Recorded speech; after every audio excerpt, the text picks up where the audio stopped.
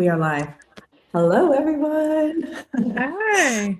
Hi, Tangela. I'm so excited about today's episode. It is our 109th episode for CityClips Live series, and we are all about North Florida business and tech.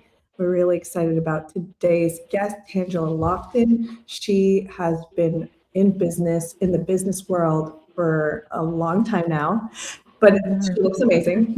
not to Thank age you. Thank you. and now Regional Director at SBDC at FAMU. And before we dive in, let me give a quick intro. Tangela Lofton is the Regional Director of the Florida Small Business Development Center, known as SBDC at FAMU, where she leads strategic initiatives that support small business growth and economic development across the region. With more than 15 years of experience in management, strategic planning, and entrepreneurship, she's dedicated to helping entrepreneurs across consulting, training, and capital resources that drive long-term success. She's also been doing this now for 2 years and has multiple businesses and also been a part of Arrow since she started at SBDC. And for those who are not familiar, that is the Alliance of Entrepreneurial Resource Organizations. And so I'm so glad to have you on as one of the partners to feature Arrow. Thank you so much, Thank Tangela. you. Thank you for having me. Thank you. I'm happy to be here. Yes, and I know you'll email tag to get this to happen because you've been so busy, and rightfully so, because you really have brought SBDC to the limelight and more publicity in the last couple of years. Because for the longest time being in Tallahassee, I did not know that SBDC existed until more recently. Not to bash anybody in the past, but that was just the case for me as a business owner. And learning what I know now about all the resources you provide to entrepreneurs, I was like, man, I wish I knew in my earlier stages, right? Absolutely. And thank you so much for that comment because uh during my interview, I actually they asked me why was I not a SBDC client, and that was because I did not know anything about SBDC. And when I found out and got to learn more about our products and our services that we offer to those that are interested in entrepreneurship or actually in the space, I was wowed, but I was also very eager to let others know that these resources are available because sometimes you feel alone, alone on that island. And yeah, so we have like really been on a mission to amplify and let folks know of what we have to offer. And I'm so glad you said that. I didn't even realize you didn't even know. I'm glad it wasn't just me. I didn't know either. I did Um, not. so let's go back to the beginning. You're not originally from Tallahassee, but you are FAMU I alum, am. and you're originally from Miami. That's So that's correct. a big change. Yeah. So, as you mentioned, yes, I am a proud FAMU alum, class of 2021. And, well, I'm sorry, I got here in 2021, class of 2025. And so I have been to Tallahassee since 2021. As I mentioned, um, it was different, but I was super excited to leave. I actually had the pleasure of actually coming to college with some of my near and dear friends. So we have always been and still are very close knit. Um, actually, majority, two of those close friends are very successful entrepreneurs in South Florida. But I have been in Tallahassee for over 20 years, and it is different. Yeah. I visit Miami a lot, and I love the big city feel, but I also love kind of Tallahassee's very southern, and I don't want to say slow pace, but if I'm comparing it to South Florida, we definitely know that it's much different. South Yeah. Florida is extremely robust. Yeah.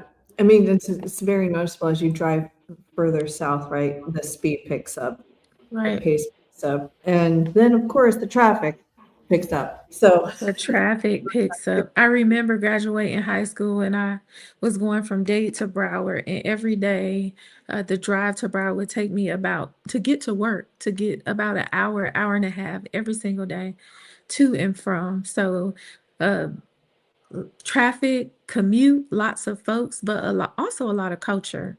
And that's probably one of the things I miss the most is that, the diversity and the culture is so rich. The food, the Mhm. drinks. So, The yeah. events, I'm sure but what's nice is you're not too far and the flight doesn't No, take that long. absolutely not. I won't Yeah. tell you. Yeah, it's not far away at Yeah. all.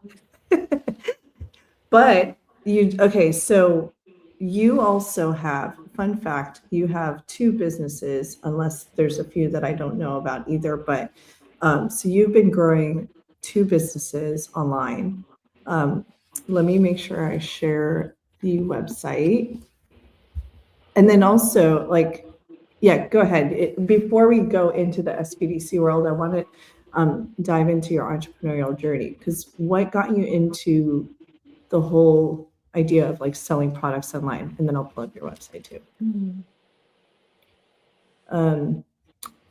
Here it is. Okay, so of course that's SBDC, but there's two businesses. Is it Sweet face. Yes, Sweet Face. Yep. Which one So did you that launch first? Was is it Sweet Face Sweet face and was the first launch, and actually, according to LinkedIn, we're celebrating 10 years this year, 2026. oh my So, and gosh. that business is an e-commerce business. And so, ideally, I am a herbalist also. I wear many, many hats. But Sweet Face focus is health and wellness. My personal journey, really, to health and wellness, and also me wanting to ensure that my family and my community also were aware of the the way that you can be more proactive about your actual health. So Sweet Face is herbal infused products.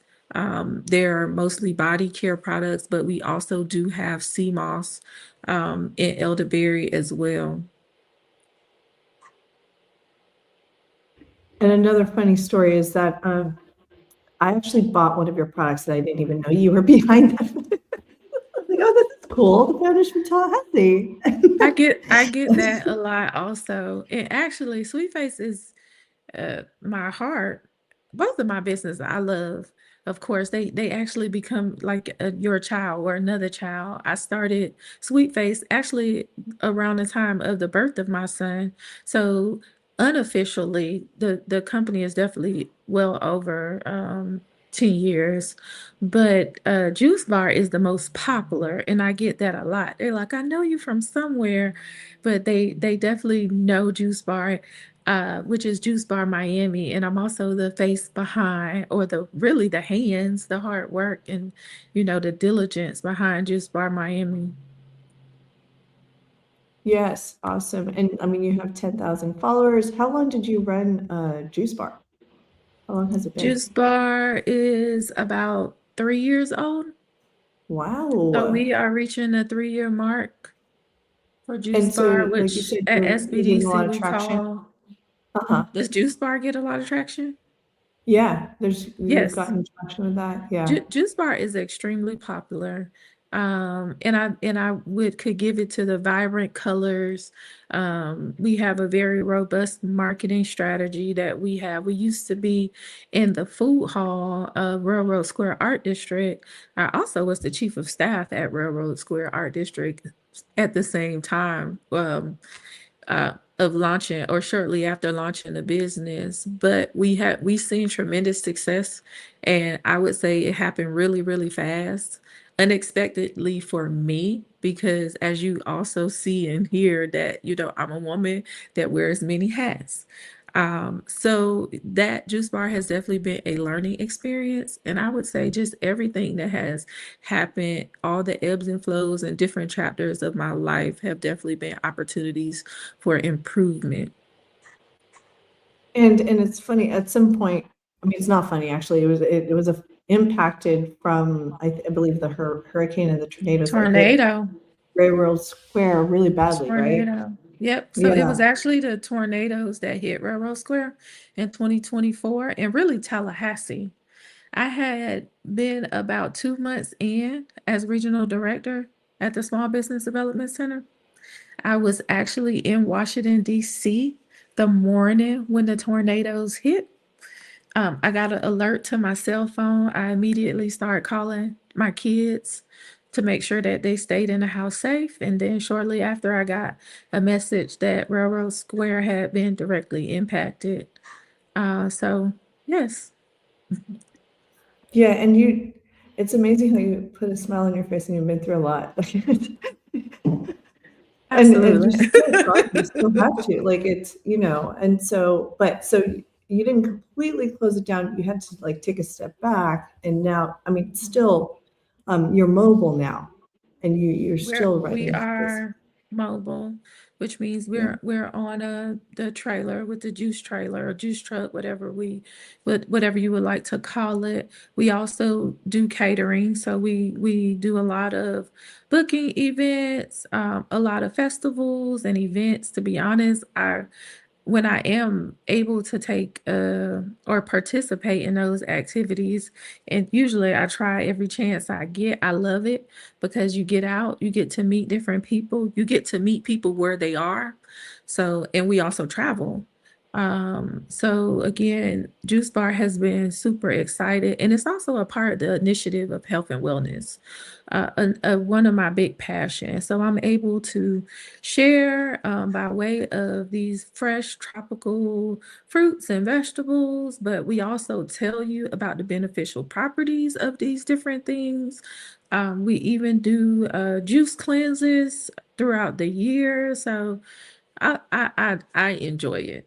Yeah. It's one of those jobs that if you get to work every day, you know you're doing what you love. And so both of Yeah, my businesses are definitely me doing or um, providing to others, what I love. and you're passionate about it, so like you're happy, fills you. That's right. Yeah. And then you mentioned that you have kids, so you're a mompreneur. But I Uh, am a mompreneur. And actually, the way Juice Bar came about is because my children, look, talk about full circle. They were participants of Lemonade Day, Tallahassee. And so they won Entrepreneur of the Year. And I'm not even sure what year it was, but it was their first year. They won an Entrepreneur, they knocked it out of the park. And we participated about 3 additional years after that. So every year we tried to step it up. And I want to say that third year, we actually had a food trailer, which was Juice Bar Miami. And that's actually how Juice Bar started. And so we also, one of the products we have is lemonade, and one of the lemonades is KMP, which is Carlos and Paisley's lemonade. So oh, yeah, I'm a sucker for lemonade. I'm gonna have to try that one. No, that's awesome. I love that origin story. So, with your background in entrepreneurship and growing a business, and even doing this during life of raising kids, there's been challenges along the way and everything. But I feel like that's why it's awesome that you are there as a regional director at Florida SBDC, because you absolutely. understand it's not just theory for you, and just a role. So I'm Mhm. really glad that you have that. And so, like, what have you found now being there for 2 years, to be common misconceptions, or people don't even know that need to know about SBDC at FAMU? Yeah.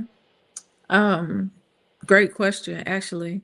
And I think there's a lot of common misconceptions, but one I want to start with is because we're housed at a university and the university is a HBCU, that folks in the community, even though we serve regionally and externally from the university, some folks think that, we're only for maybe minority businesses, or we are only for folks that have attended the university or maybe students, and that is not true. SBDC at Florida A&M University is for all businesses under 490, really under 500 employees, so 499 or less in the Big Bend region. We serve 8 counties and we serve all industries. Yeah, And and yeah, go ahead. I think And one more thing, I'll say that we serve in an advisory capacity. So right now we have about a team of 15 business consultants. And as we, I think, and maybe in the past it was different. I'm not sure. I wasn't here. And I also, as I mentioned before, I wasn't a client of SBDC. We probably was more hands-on, but as advisors, we are here to sit beside you, to assist you, to be that helpmate, that coach, that guide. But we have wonderful partners in our ecosystem that we may have to do a referral or whatever the case may be again, but we do work in an advisory capacity. Yeah, and I think that's what most people don't even know is that you also provide an advisory is really consulting too, because Absolutely. there We are are folks in consultants. the early stages, they could have saved a ton of money if they knew that your program existed, including myself. I was going to say, including myself. Exactly, exactly. Absolutely. So, and like, for example, people don't know, all they have to do is just apply, and the process is really not that hard. And then you can have these advisory appointments, and Absolutely. it doesn't cost a thing, right? I mean, There is no cost to the client. And so we are funded by federal and state government. And the initiative and the charge is again to provide assistance to those that are either interested in entrepreneurship or maybe a very versed entrepreneur in the ecosystem. Of course, in lieu of economic development, we aim to be the #1 state in the nation when it comes to entrepreneurship and economic development. And we do that by supporting entrepreneurs. yeah, and I know this recent program sunsetted, but I want to make sure that we still mention that you guys were able to, in multiple partnerships, be part of the capital readiness program last year. And as being part of that, it was the MBDA, right? If that was called, and Yeah. I'm sure you'll do a better job explaining this. You were featured on the NASDAQ. Is it the NASDAQ Tower? Yeah, it was NASDAQ Tower, NASDAQ building. Look, I Yes. was super excited. We didn't actually get to physically be there, but they sent photos, and the person beside me is Miss Pamela Johnson, who was the program director also at the time. We had the advantage to be the recipients or one of the recipients, and right there it says of the 43 folks that were awarded around the nation, Florida A&M University was #1 of those. And our charge again was to help folks in our community, North Florida, to be able to become capital ready. What that means is being bankable. We talked about what are some of the challenges that we see or and that we see on a daily basis, but a lot of that is making sure that you have clean financial documentation, because that could ideally be a barrier for those, especially in our community, as we serve a 8-county region, and most of that region is a underserved community. Yeah, yeah, and I think it's such a benefit to the ecosystem as like the more people have access to these kinds of resources, your advisory program, the different programs you have and initiatives too this year, which including, we should mention, you have a small business development, is it called it Small Business Week? Incubator. Oh no, Oh, you talking yes, about you the have the event. I'm like, incubator which too. one? Yeah. We Let's, have let me so share, let much. me share, make sure that yes, Okay. there's that too. But yeah, So go ahead. which one do we want to talk about first? Look. Let's dive in. Well, there's the incubator, since you mentioned. Okay. Let's go ahead and talk about that. So we have FANG right there. As you can see, Founders Accelerator Network Group is the incubator that we actually house here in our SBDC suite, but it is initiative from the School of Business and Industry, which is where SBDC is under the School of Business and Industry at Florida A&M University. That incubator has 3 initiatives: mentorship program, pitch competition and events, and also currently two accelerator programs, one business startup and one currently existing business that that is actually under reconstruction. Okay, awesome. And then I know you mentioned great partners, making sure that we're sharing that too. So if people need more than just advisory, they're ready to take the next step, you have your partners as well. Absolutely. And so we have I would say a plethora of partners in the community, especially since we serve the 8-county region. We definitely have over 10 chambers that we work with. We have our local incubators, of course, our lending partners. Again, I know if I try to go down the list, I will miss someone or some organization, our state agencies, our economic development offices, um, Yeah. SBA. Look, we're partially funded by SBA. Our SBA partners, and the list goes on and on. But we are definitely delighted to have those. Select Florida State Organization, Oh, great. Yeah. Florida Makes when it comes to manufacturing. But again, a dynamic ecosystem. Yeah, and one of the fun things, like you also host, and make sure that we share this, is the Small Business Week. Y'all are getting ready for that. You have the We date. are. Yay. Yeah, so Small Business Week is actually taking place during the National Small Business Week. Our event is a 3-day extravaganza. This is our 43rd year. So this is nothing new to the Tallahassee, even though some may not know. But after last year, we had over 200 participants. Again, some dynamic sponsors and partners in the ecosystem. May 6th this year is a day of business exhibits and workshops. We actually have people traveling to Tallahassee to talk about best practices and ecosystem building. Some of our partners from the University of Florida and Gainesville, we are bringing them to Tallahassee.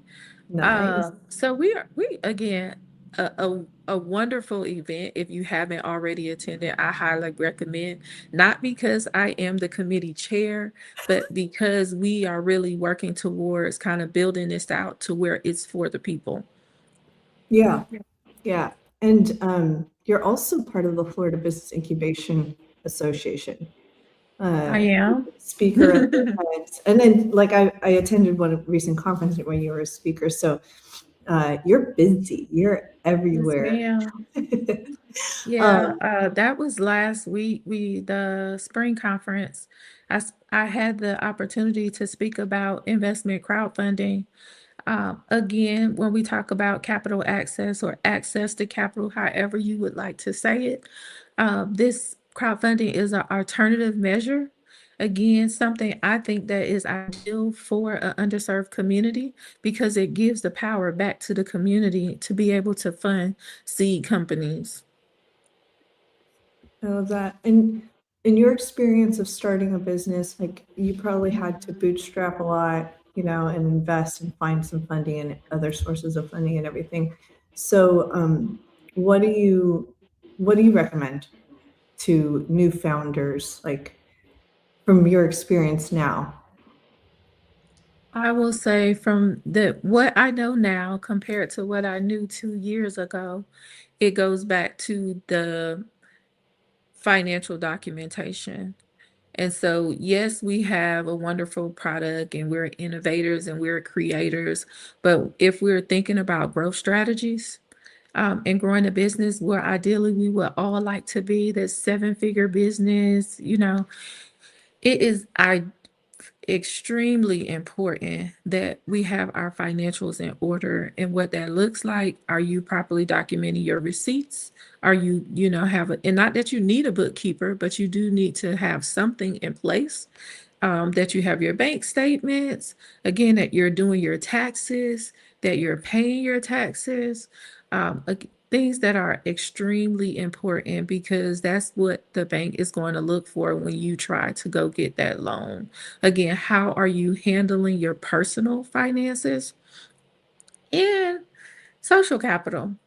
Who are you in the ecosystem? You know, how are you presenting yourself? That executive presence is also very important. Yeah. So, and believe it or not, our 30 minutes is getting close to an end. I know it went by so fast. It always does. And I haven't gotten to the point yet where I want to do a full hour with people, but it's just the right amount of time. But I would love to give you a chance to end with words of advice. Knowing what you know now, what would you say to your younger self 20 years ago, starting at FAMU, not knowing what was, down the line 20 years later, and that you'd be here in Tallahassee? Yeah.